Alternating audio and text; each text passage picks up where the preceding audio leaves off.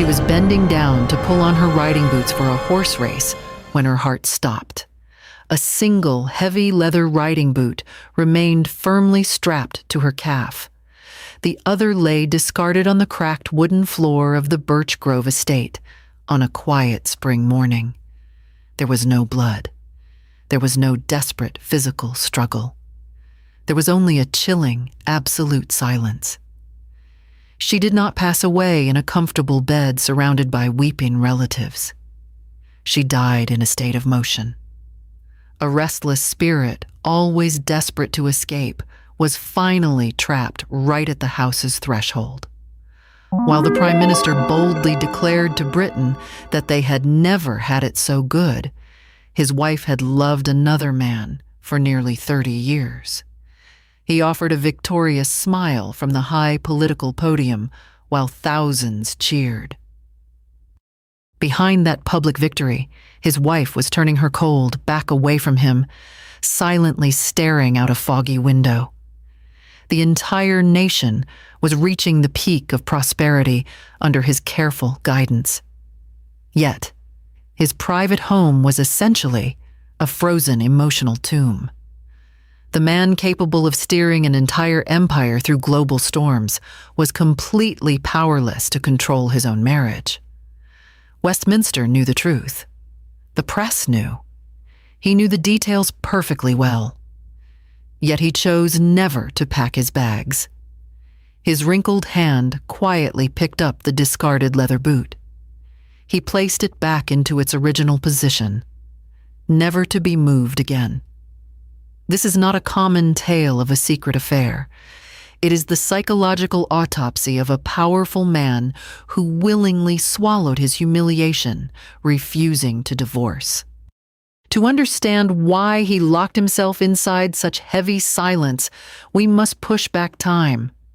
That regal world began in a massive space where human weakness was never allowed. The stark reality is that Dorothy Evelyn Cavendish did not own Chatsworth House. She was treated less like a private person than another asset of the house. Chatsworth was not just a family home.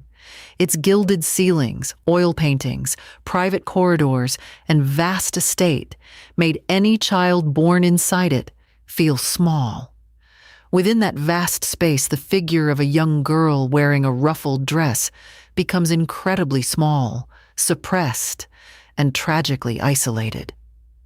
The sheer physical volume of the estate, combined with the centuries-old weight of the Devonshire dukedom, was simply too immense.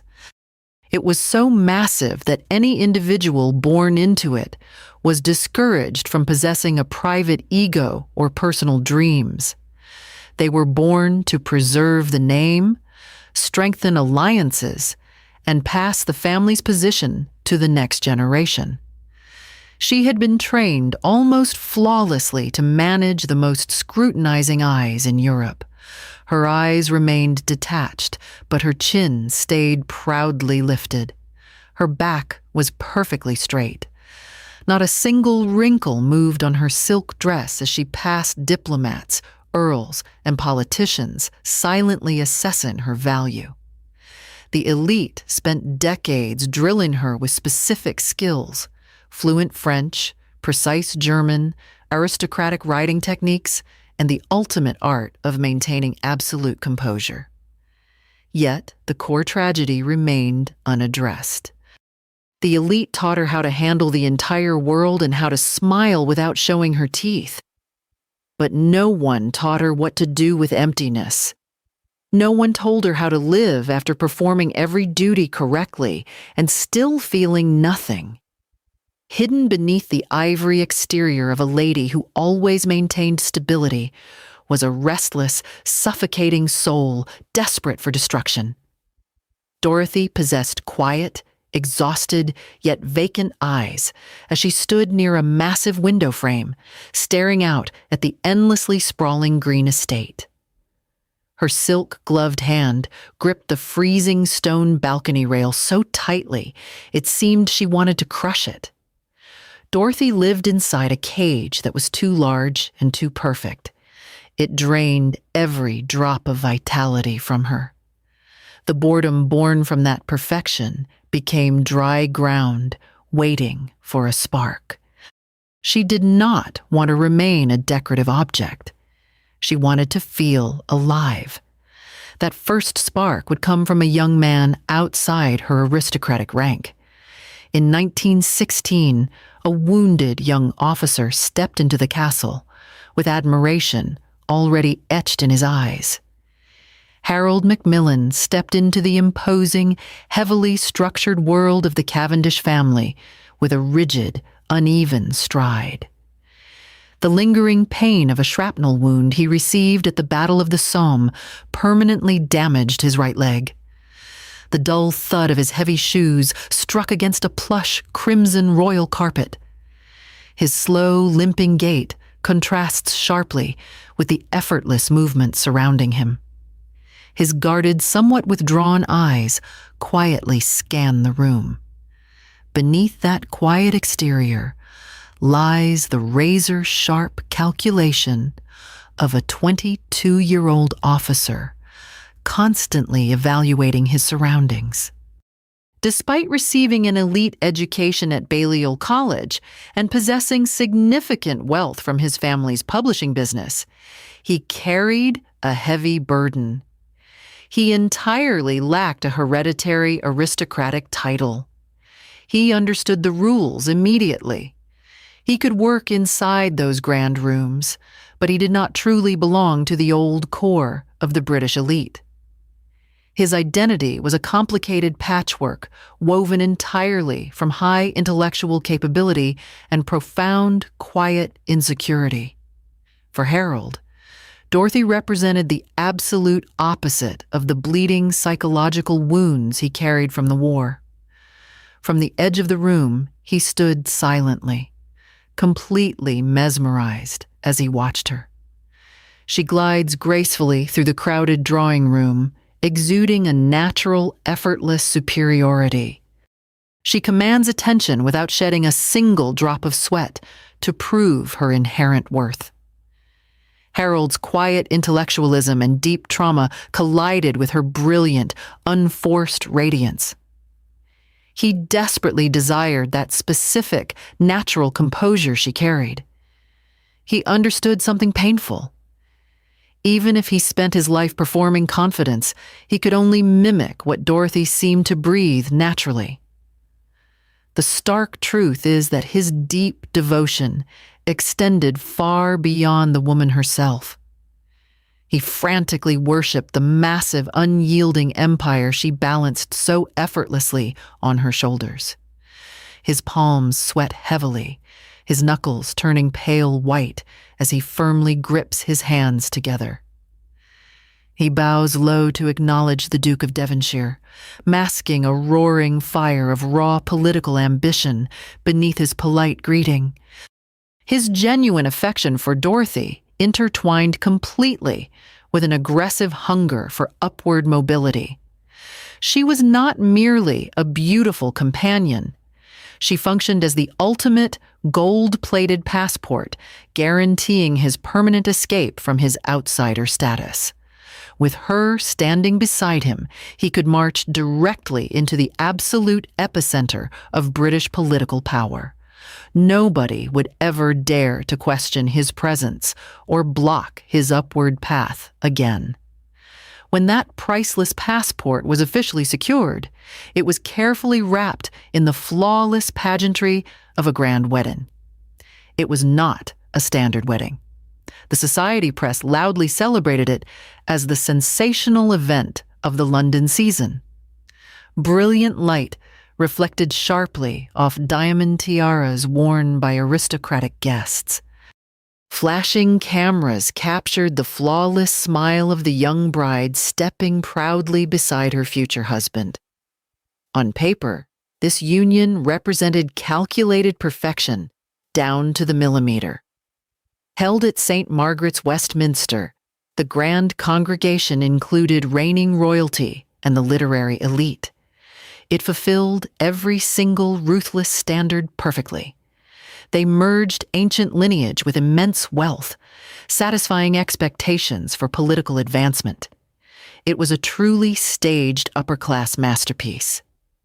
For 9 years, Dorothy played a political wife with near-flawless discipline. Her firm handshake remained steady despite the grime covering a poor laborer in Stockton on teas. She offered a warm smile, flawlessly recalling their names. She shattered stereotypes of a dependent heiress by campaigning, managing estates, and utilizing memory to charm voters.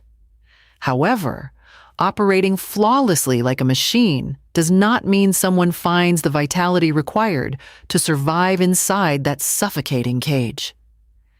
That perfectly oiled machine ran coldly until a wild disruptor arrived to smash the protective glass, and that disruptor appeared during a loud dinner in 1929. Robert Boothby was not a calm man. He did not hide himself. He was absolutely unafraid. He was like an open flame dropped into a room built for restraint. His loud, unrestrained laughter easily dominated any room, lacking any sense of traditional deference. His eyes practically burned with raw ambition and dangerous charisma, overpowering the supposedly quiet, formal atmosphere of a highly exclusive gathering. He was a very young member of Parliament. He was fiercely intelligent. He was notoriously loud and constantly demanded attention.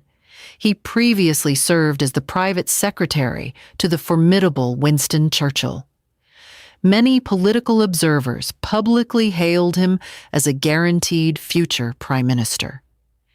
He carried the kind of dangerous confidence that made restrained people look twice.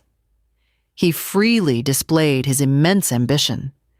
This aggressive energy completely contradicted the deeply repressed, painfully restrained, and almost ascetic nature of Harold Macmillan. At a specific dinner party in Westminster during 1929, Dorothy's quiet, carefully arranged world was officially torn apart. Across a table illuminated only by flickering candlelight, their eyes locked with sharp, almost violent intensity. The familiar, suffocating atmosphere of the restrained upper class was suddenly punctured. Boothby delivered a sharp, brazen joke that completely ignored every established rule of polite society. For 29 long years, Dorothy had been securely locked inside a cage of perfect aristocratic manners. This specific moment marked the very first time she encountered a man capable of seeing straight through her profound boredom.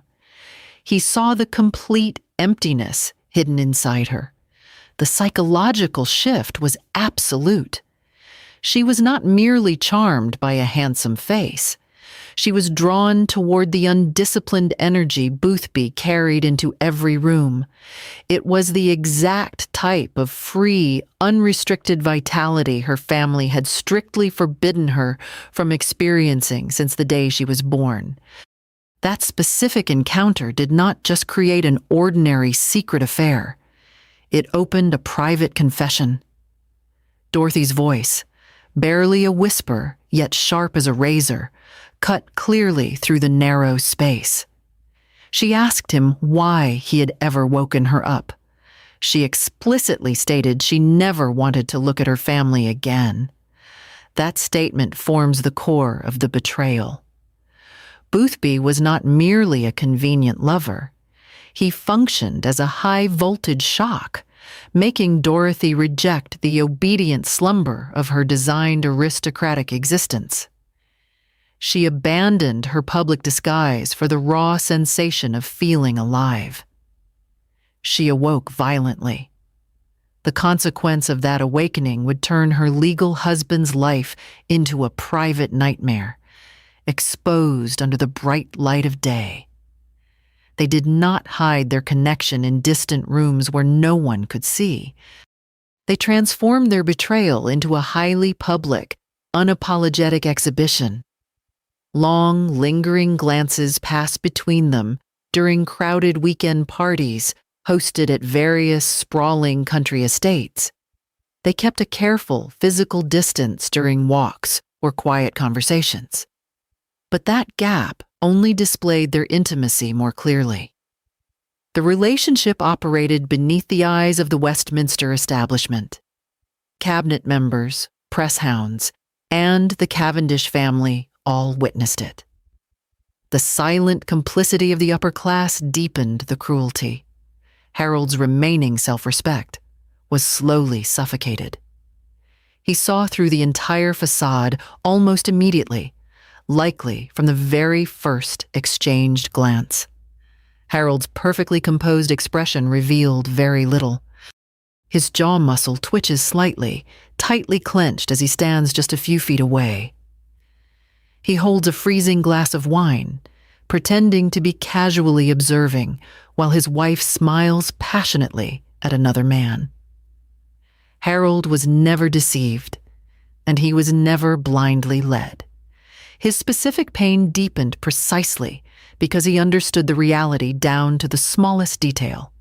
He flawlessly analyzed every single look his wife gave. Yet, he was tightly bound by the strict rules of aristocratic dignity, completely forbidden from exploding in justified anger. He was forced to stand there and watch his dignity being stripped away in public. The loud, questioning arguments that undoubtedly occurred in private between them were eventually erased by time. The only thing remaining was a single, devastating decision. The heavy oak bedroom door slammed shut violently. That solid wood locked away all the messy secrets and boiling resentment inside, ensuring absolutely no sound escaped into the hallway. Despite experiencing the ultimate destruction of his personal honor, Harold executed a shocking and bitter choice. He firmly decided he would never pack his bags and leave. He willingly transformed himself into a voluntary prisoner, wrapping the heavy chains of a broken marriage tightly around his own neck. He understood perfectly well that in the ruthless political environment of the Conservative Party, walking away meant signing his own political death warrant. And a cold, calculating lawyer soon delivered the final, freezing blow to Harold's dying hope for personal freedom. When a fragile thought of divorce crossed his mind, Philip Frere forcefully ended it. The lawyer's cold gaze stayed fixed while his gold ring tapped against the solid oak desk. He delivered a political death sentence. In conservative 1930s Britain, divorce was not merely about dividing property. If a conservative politician became trapped in a public scandal involving his wife leaving with a colleague, his political existence could be obliterated. He would face public rejection and lose nearly every chance of recovery. The aristocracy had a method for handling internal decay. It buried rot beneath grandeur. It was as though an invisible line had split Birch Grove into two fortresses. The East Wing and West Wing arrangement exposed the hypocrisy. They lived under one roof and smiled at dinner parties to preserve power. But behind bedroom doors, they retreated into silent, hostile, separate worlds. He did not simply agree to this to protect his career. Despite enduring blatant public betrayal and humiliation, the deepest reason he bowed his head to this domestic hell was simple. Deep within his bones, he still loved Dorothy too much to completely sever their connection.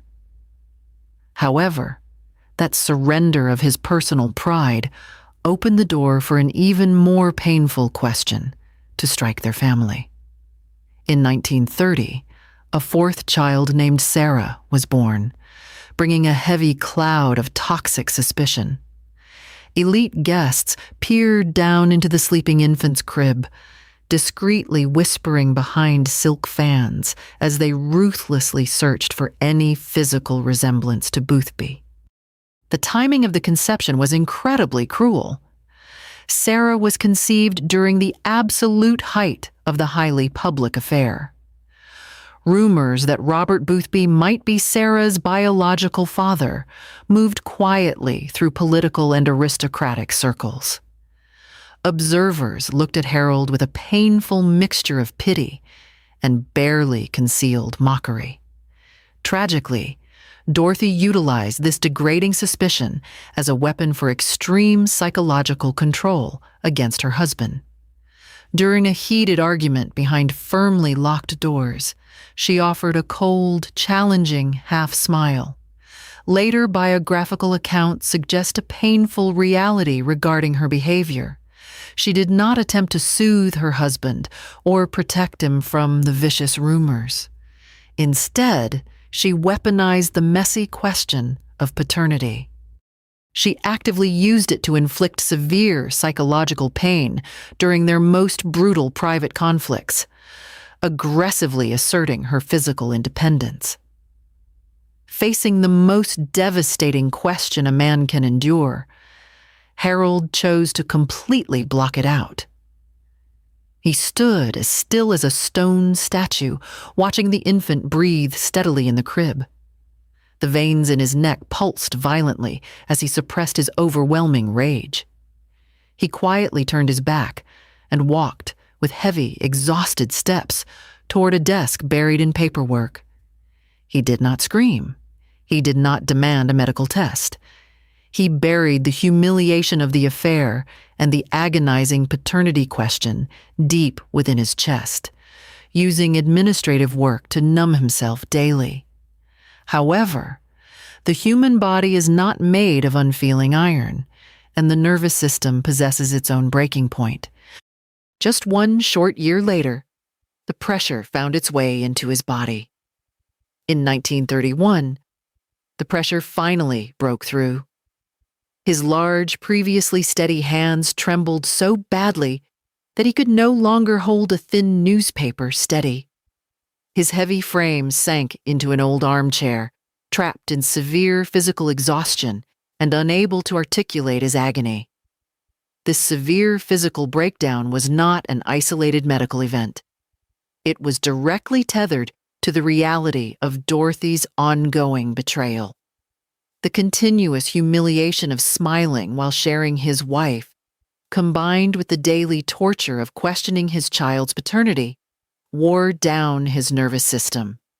It dragged him down into the lowest depths of a nervous collapse. Decades later, when carefully questioned regarding this incredibly dark period, he offered a chillingly brief response. His distant, cloudy gaze seemed to pierce through time as the old man spoke with a dry, hollow voice. He simply stated that it had physically drained him completely. He never wept publicly or offered dramatic details to journalists. That suffocatingly brief answer exposed the profound, enduring damage he was forced to overcome entirely alone. Yet directly from the ashes of that humiliating collapse, an impenetrable, armored politician was officially forged. His hand carefully smoothed the edge of his tailored vest, his eyes now cold and still like a winter lake. Not a single trace of weakness remained as he confidently pushed open the heavy doors of Parliament.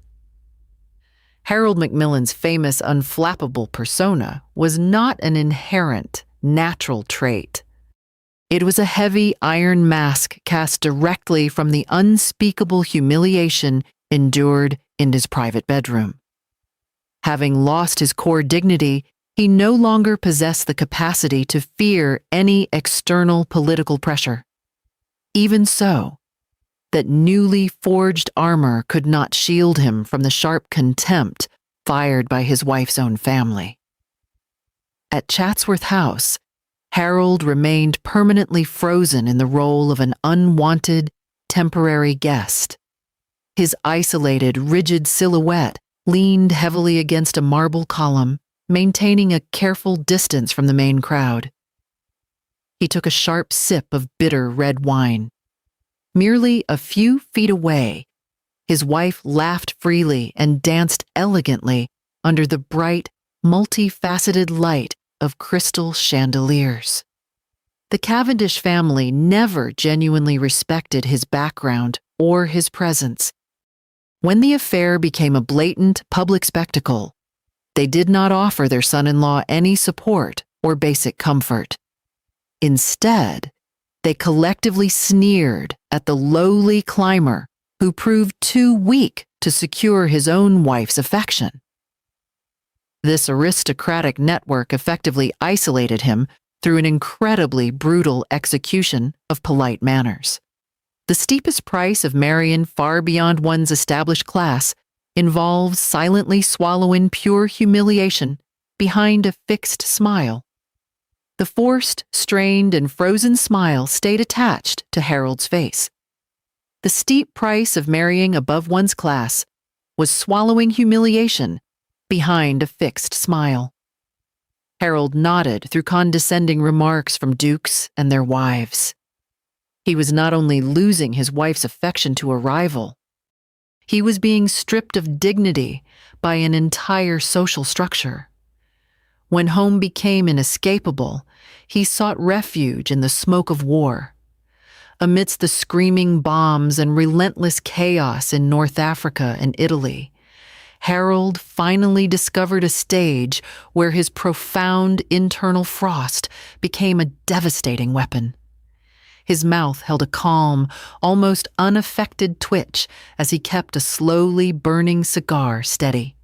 He casually exhales slow, rhythmic puffs of smoke without blinking while facing down the most aggressive, volatile military generals. As resident minister, later remembered as the viceroy of the Mediterranean, he worked under life-or-death pressure.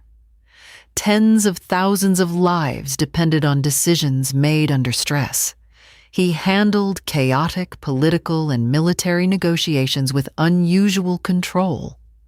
His cold restraint made allies cautious.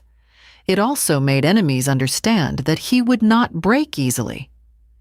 Compared with the emotional stalemate at home, the brutal clarity of wartime command gave him a strange kind of refuge. His tired eyes moved over stacks of casualty reports without visible panic. The betrayal at home did not make him invincible, but it taught him to hide panic, swallow pain, and keep moving while other men expected him to break. He became sharp, cold, and dangerous on the geopolitical chessboard. A man already stripped of his heart could not be easily threatened. In 1957, the black door of number 10 Downing Street opened to welcome the victor. Before hundreds of flashing cameras, they majestically transformed into the most powerful couple in the kingdom. Harold placed his hand awkwardly but with absolute precision onto the thick fabric of Dorothy's coat sleeve. They offered radiant, flawlessly synchronized smiles while waving to the frantic crowds below. This glorious public image represented the ultimate reward for decades of silent humiliation. His wife executed the role of a standard first lady with near flawless discipline, constructing an untouchable model family. But the moment that heavy wooden door slammed shut, the grand theatrical play was ruthlessly torn apart. Dorothy's heels struck the floorboards with a cold, decisive rhythm. She immediately yanked her arm away from her husband with a sudden, dismissive motion.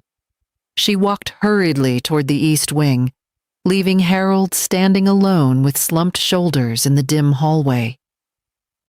The power of the Prime Minister could not alter the reality inside his home, not even slightly.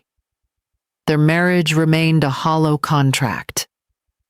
Her mind still desperately belonged to his rival. The nation looked up to a steadfast leader, but his private home hid a husband left emotionally abandoned.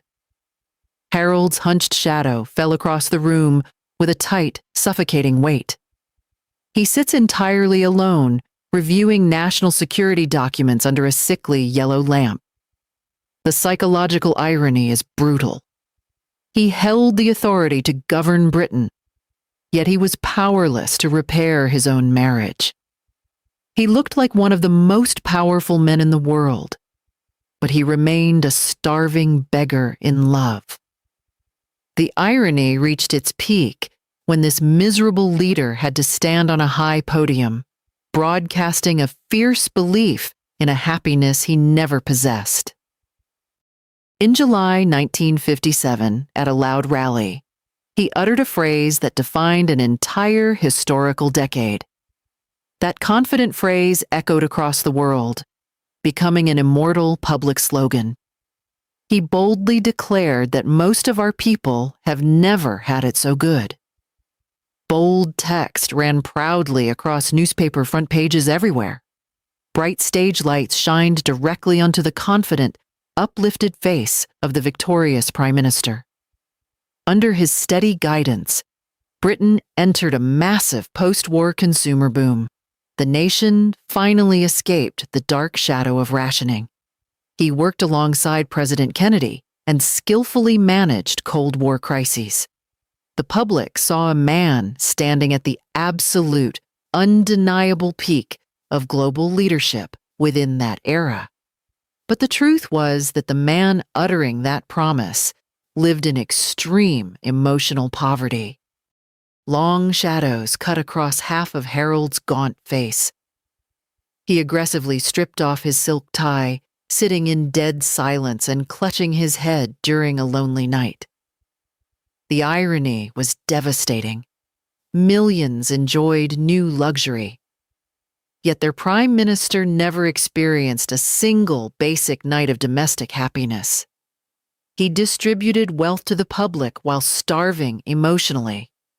To prove his power still existed, he executed a reckless move, making the elite shiver. In 1958, Harold signed the most baffling political decree ever.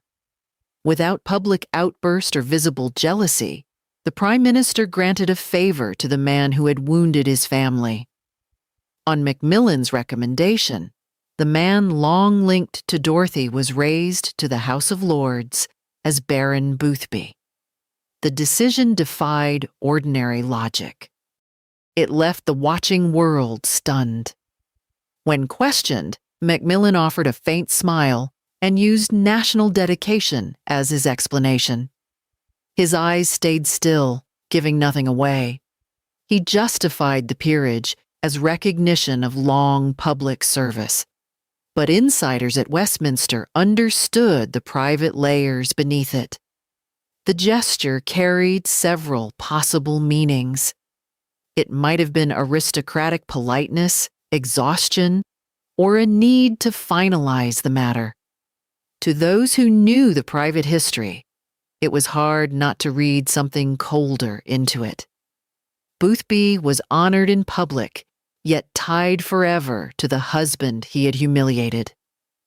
Receiving the title from Harold left him standing beneath the very man he had betrayed. Harold's containment of scandal was an unmatched masterpiece. Ironically, the scandal that finally weakened him came from another man's secret, not his own. In 1963, Profumo exploded in the heart of the conservative government. Secretary of State for War. John Profumo became entangled in an affair with Christine Keeler. The scandal raised security fears because of her connection to a Soviet naval attaché. Striking, highly suggestive images of Christine Keeler splashed aggressively across tabloid front pages. Then came the sheer chaos of politicians shouting and pounding their desks inside the parliamentary chamber. The core issue destroying the government was not simply a private indiscretion. It was the blatant lie told by a cabinet minister before Parliament. This lie shattered public trust in the moral integrity of the ruling administration led by Harold.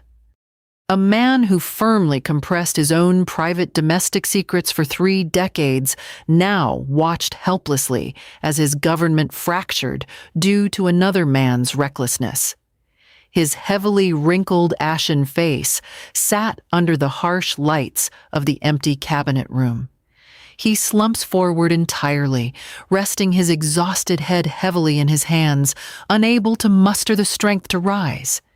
This external shock successfully demolished the final layer of mental armor Harold had sacrificed his family to build. His fierce survival instinct and his profound ambition to steer the nation were finally drained to the absolute bottom. In October 1963, Macmillan resigned amid a serious health scare and a collapsing political atmosphere. The car door shut with a sharp click. The black vehicle carrying Harold drove away from number 10 Downing Street forever, wrapped in humiliating silence without cheering crowds. The irony was devastating. He had survived his own private scandal through silence. But in 1963, public scandal, failing health, and a weakening government closed in at once. Fate ruthlessly stripped away his final shield. When the political stage closed, he was brutally pushed back to the darkest place he spent his life avoiding. He returned to the house he had spent his life trying not to feel. After leaving power, Harold withdrew into his study and began writing his memoirs. Dorothy, meanwhile, kept moving through the outside world with the same frantic energy. The steady, lonely, and repetitive clacking of the typewriter emerged from the West Wing. It contrasted with the hurried, energetic sound of horse hooves and bustling footsteps echoing from the East Wing courtyard. A quiet retirement absolutely did not provide the healing forgiveness typically experienced by older couples. Having endured decades of betrayal, their marriage resolutely maintained a hopeless trajectory of 2 parallel lines. They simply coexisted under one massive roof, but their souls completely refused to ever touch again. They effectively became 2 haunting ghosts occupying the exact same estate. Dorothy was never a woman willing to simply stay put. She was constantly seen hurriedly putting on her riding boots, quickly throwing on her heavy coat, and casting an anxious glance directly toward the door. Her eyes stayed restless and evasive as she moved quickly and fastened her riding boots. It appeared she was genuinely terrified of simply sitting still and facing her utterly silent husband. Movement became her escape, especially riding. It looked as if she were trying to outrun her own guilt. On a gentle morning in May, that tireless movement stopped at her front door. In the spring of 1966, the chaotic diary closed with one broken line. On May 21st, 1966, Dorothy busily prepared to attend a horse race. That remained the only passion she enjoyed without maintaining a theatrical performance. The rough, scratching sound of stiff leather echoed quietly. The 65-year-old woman bent over with noticeable difficulty, stretching her arms to force her foot inside a tall riding boot. Morning sunlight illuminated the faint dust floating in the air. This specific exit involved no psychological preparation. There were no weeping bedside farewells or final instructions. The end came suddenly, while she was engaged in her most familiar routine of constant movement. Her exhausted heart stopped beating at the exact moment she finally secured the first boot. The second boot slipped entirely from her grip, hitting the cracked wooden floor. She collapsed abruptly, creating a dull, heavy thud. A long, completely motionless shadow stretched across the freezing hallway right before she could step through the slightly open oak door.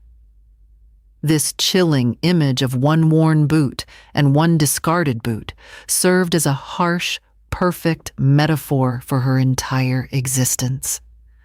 She operated as a permanent fugitive, constantly seeking external freedom. She spent decades desperately running away from her marital reality. Ultimately, mortality claimed her before she ever truly managed to escape that stifling, gilded cage. She was permanently frozen right on the threshold, trapped forever between her aristocratic duties and her deep, unspoken guilt.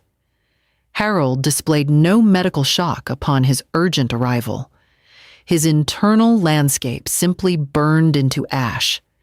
The aging leader stood entirely rooted, holding a blank, deeply hollow stare at his wife lying cold on the floorboards. He never screamed.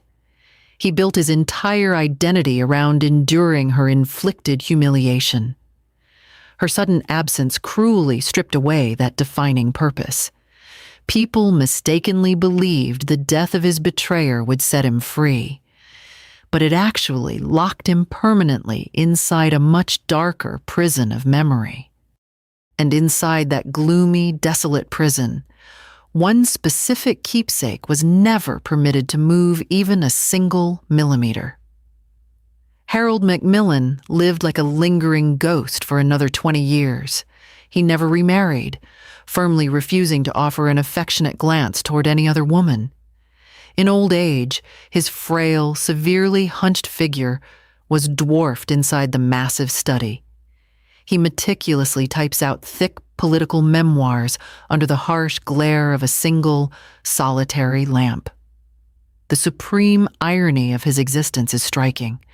The most brutally betrayed individual maintained the most unbreakable, ironclad loyalty. He intentionally froze his own heart. His heavy memoirs detailed wars and political maneuvering, but remained stubbornly silent regarding the death of his guilty wife. In the middle of the vast empty house, those riding boots remained still on the wooden floor, heavily blurred by a thick layer of time's dust. The severely cracked, dry leather boots sat beneath fragile spider webs. No servant was ever permitted to touch a broom to them or move them elsewhere. Harold fiercely protected those unfinished boots, not because he had peacefully overcome her betrayal. He preserved them for 2 decades because he never found a hole deep enough to bury the massive, blind love threatening to swallow him every single night. He inadvertently became the longest living former prime minister of his era, but his lingering existence was a cruel, suffocating torture. His cloudy, heavily wrinkled eyes stare blankly at barren, leafless oak branches outside the winter window, silently waiting for death. Being forced to endure a long life guaranteed further agony. It forced him to personally witness the brutal consequences of his deceitful marriage actively crashing down on the next generation. And the most painful consequence from the past was heading straight for their pitiful youngest child. In 1970, the unresolved question around Sarah returned in the bleakest possible way. Sarah Macmillan died at only 40 after a deeply troubled life, with alcoholism often linked by those close to her to the unresolved question of her parentage. Empty glass bottles and wine glasses clinked sharply, rolling chaotically across an empty table. Her health had visibly collapsed, worn down from the inside by toxic, suffocating suspicion. Her entire life was a fractured, gloomy portrait, firmly crushed under an unspoken secret nobody officially acknowledged, yet everyone whispered about. Did she carry the esteemed blood of the Prime Minister or the treacherous blood of the lover? Alcohol became, in this telling, a desperate painkiller for that relentless, agonizing uncertainty. Her death left behind a hard truth. Betrayal does not always stop with one marriage. Sometimes it keeps moving through the family long after the affair itself has faded. Harold's deeply hollowed, red-rimmed eyes stared blankly at the freezing stone headstone newly carved with his daughter's name. The child died carrying the truth into the dark earth. The obsession over her bloodline tore at the aging father's soul. It forced the former Prime Minister to shatter his protective shell and seek one final answer. Around 1975, two exhausted old men faced each other in a silent room. In 1975, they finally faced each other as old men, one past 80, and the other in his mid-70s. The heavy tip of a wooden walking cane struck the floorboards with a dull, echoing thud. Two aging figures stared at each other through cloudy, tired eyes. Their heavy, wheezing breath filled the quiet space, highlighting how time had systematically crushed them into decaying physical ruins, stripped of former political glory. Standing precariously near the final edge of life, they were finally left with the question both men had spent decades avoiding. The formidable leader who had once dealt with global superpowers suddenly weakened as a single tear rolled slowly down his age-spotted cheek. He bit his lip hard, his frail body trembling violently as he looked directly at his lifelong enemy and quietly asked if Sarah was truly his biological daughter. In that moment, his titles meant almost nothing. The former Prime Minister was no longer a statesman. He was only a father asking for the truth. The quiet room exposed the profound tragedy of a completely broken father possessing absolutely nothing except a desperate, pathetic hunger to confirm the true identity of his deceased child. He willingly surrendered the very last fraction of his legendary pride, begging his rival for a simple truth so he could finally die in peace. According to later accounts, Boothby reassured Macmillan that Sarah was his daughter. Whether this comfort was truth, kindness, or another layer of evasion remained part of the tragedy. The desperate former leader grasped that reassurance, using it as a powerful anesthetic to peacefully accept his approaching death. He may never have known that, according to later accounts, Boothby did not always treat the question with the same pain Harold carried. This final theatrical performance closed a life built entirely upon swallowing tears to sustain agonizing public roles. Perhaps accepting a life of covering up the truth had seeped permanently into his bones since entering the political arena. In his heavily edited memoirs, Harold revealed a chilling psychological truth regarding his survival. He stated that when a man becomes prime minister, he must operate as an actor. On the yellowed, time-stained manuscript page, sharp black ink seemed to underline the word actor with unusual force. His calculated artificiality was absolutely not a cowardly retreat or an inherently evil trait. It functioned as an ultimate psychological defense mechanism. It was a harsh survival skill. It helped him protect his sanity and his political life. Around him, ambitious men waited for weakness and moved fast when they saw it. He delivered utterly flawless performances inside the cabinet room, directly facing aggressive journalists and precisely upon his own freezing, desolate bed. The same performance appeared again and again: the church smile, the careful touch outside number 10, and the silent nod at Chatsworth.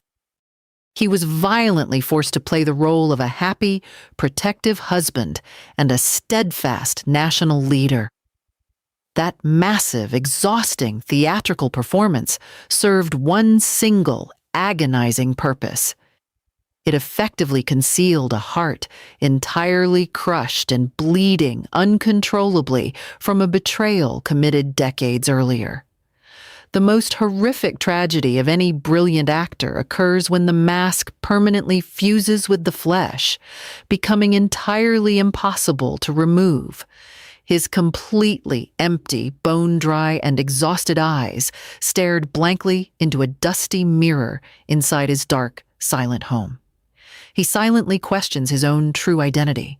His famous, unflappable demeanor initially served merely as a heavy shield against profound pain. However, utilizing that heavy armor for decades ultimately transformed it into his actual personality, leaving behind only a freezing, unfeeling core. He entirely lost the human capacity to genuinely process his own agony. He continued drifting aimlessly, like a lost ghost trapped entirely within a play he wrote and directed himself, permanently locked into a bitter, inescapable final act. Meanwhile, his only ruthless co-star never stopped running away for a single second. Dorothy was abruptly awakened in 1929, and she dedicated the next 37 years to frantically avoiding returning to her obedient slumber. Dorothy seemed to haunt that corridor in memory, pacing hurriedly and continuously down its length. This restless, blurring movement contrasts violently with the solitary, completely frozen posture of Harold, who sits like a sorrowful stone monument in the corner.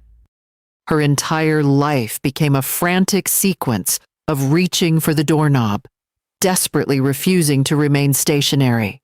She stubbornly refused to confront the devastating psychological wreckage she created and left entirely for her husband to manage. She consumed her own freedom through profound selfishness. Ultimately, Dorothy died right in the middle of actively preparing to leave. Harold, however, functioned as the permanent inmate, serving a lifelong sentence of staying behind. Oppressive, heavy darkness gradually swallowed the massive, empty Birch Grove estate until it resembled a silent tomb. The historical record reads like a psychological death sentence. He gritted his teeth and stayed in 1930 when the public scandal erupted. He stayed when the elite at Westminster whispered in quiet contempt. He stayed while holding the supreme power at number 10 Downing Street. He stayed when his wife died violently on the floor. He fiercely remained for 2 more desolate decades, consumed by maddening silence. This behavior was not weakness. It was the harshest voluntary punishment born of love. In the ruthless survival battle between blind love and personal pride, the victor suffers the most. Those heavily dusted riding boots seem to rest uselessly on the cracked wooden floorboards. Heavy, absolute darkness violently crashes down over the scene, leaving only the sharp, freezing howl of the wind rushing through a completely empty window. Dorothy spent her life reaching for exits. Harold spent his life refusing to use one.